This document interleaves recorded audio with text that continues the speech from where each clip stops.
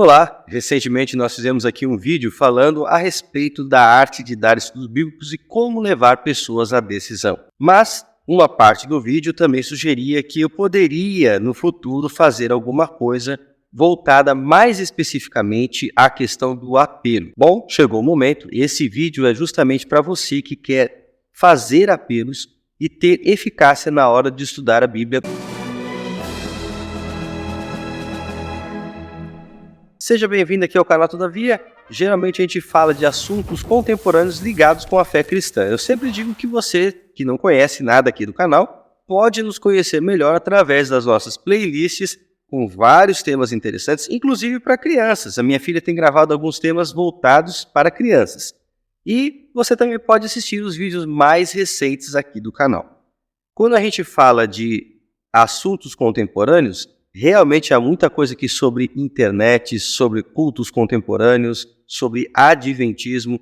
O leque é bem vasto. Dê uma olhada para você realmente conferir. Não se esqueça de também deixar o seu like. E se você gosta desse tipo de assunto ou conhece alguém que vai se interessar muito por esse vídeo, compartilhe. Especialmente naqueles seus grupos de WhatsApp, grupos de igreja, grupos de Telegram, enfim. Compartilhe. Falando sobre a questão de apelos, isso daí é algo muito antigo. Desde pelo menos aí século XVIII, XIX, alguns evangelistas itinerantes já conseguiam fazer apelos para as pessoas que eram convidadas, não eram cristãs e que precisavam tomar uma decisão por Cristo. Essa mentalidade do apelo, ela é muito importante porque ela leva as pessoas a se manifestarem, a tomarem decisões e fazer compromissos com Cristo. As estratégias mudaram ao longo da história.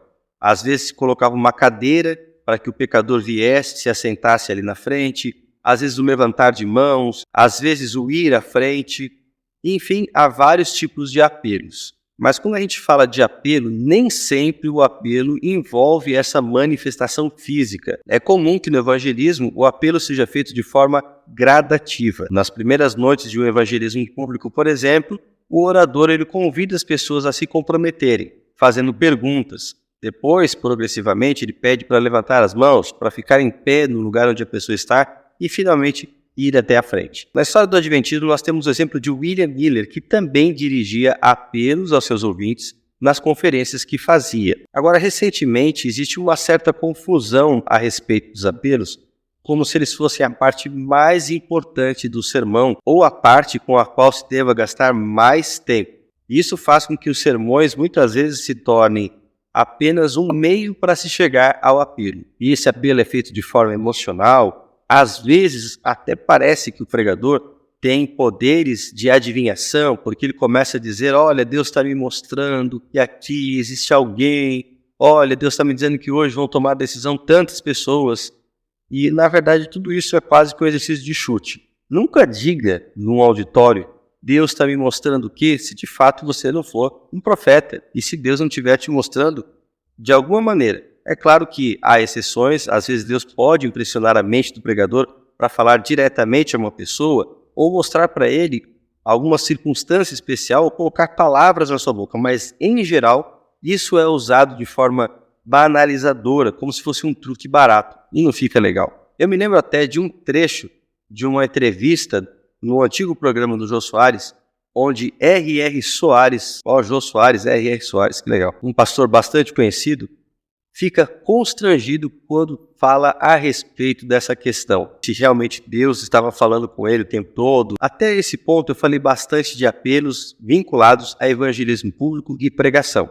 Mas você também pode fazer apelos durante o estudo bíblico e apelos até mesmo em visitas para evangelizar alguém. Quais são os princípios básicos de um apelo? O apelo, na verdade, é uma estratégia para levar a pessoa a um compromisso com Cristo. Alguém vai dizer assim, mas quem faz esse trabalho é o Espírito Santo. É verdade, o Espírito Santo faz esse trabalho, mas ao fazer esse trabalho, ele usa pessoas. E o apelo, sim, pode ser uma ferramenta importante nas mãos do Espírito para alcançar gente que talvez não se comprometesse com Deus de outra maneira. Uma coisa importante do apelo é que, para você levar uma pessoa à decisão, nós temos que pensar em dois fatores. Geralmente, uma pessoa pode tomar uma decisão porque ela é muito racional ou porque ela é muito emocional. Um homem, por exemplo, que vai comprar um carro e que é desse perfil mais racional, Primeiro ele pensa nas necessidades que ele ou a sua família tem. Depois, ele procura pelos modelos que atendam a essas necessidades. Aí ele começa a fazer uma pesquisa por questão de preço.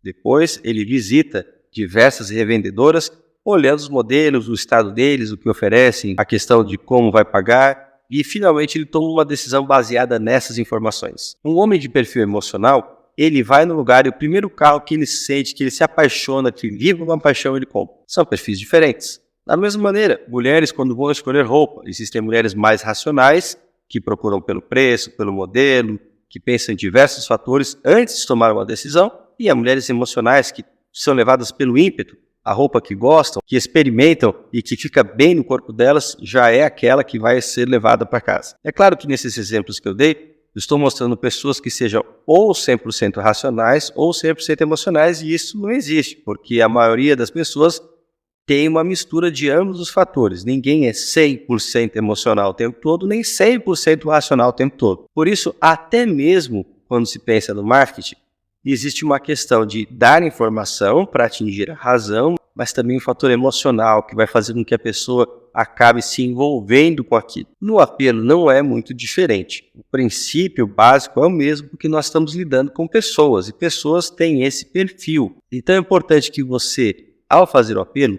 faça perguntas que envolvam o racional e também perguntas que envolvam o emocional. Vamos imaginar que a pessoa acabou de estudar sobre o sábado. Você fez todo o estudo bíblico, recapitulou o estudo bíblico e agora chegou na hora de fazer o apelo. Como é que você vai dirigir o apelo a essa pessoa? Primeiro, você vai perguntar para ela algo racional. Vamos imaginar que o nome da pessoa com quem você está estudando seja Marisa. Marisa, você compreende, à luz da Bíblia, que o sábado deve ser guardado por todas as pessoas? Essa é uma pergunta racional, que envolve compreensão, que está vinculada à recapitulação que nós acabamos de fazer. Obtendo o consentimento dela, eu posso então fazer uma segunda pergunta, desta vez envolvendo o lado emocional. Marisa, você sente que Deus está lhe chamando para também guardar o sábado e passar esse tempo com Ele? Note que são duas perguntas simples, diretas, que exigem uma resposta imediata e que fazem a pessoa pensar, que provocam a pessoa a ter um compromisso com Cristo. Esse tipo de apelo pessoal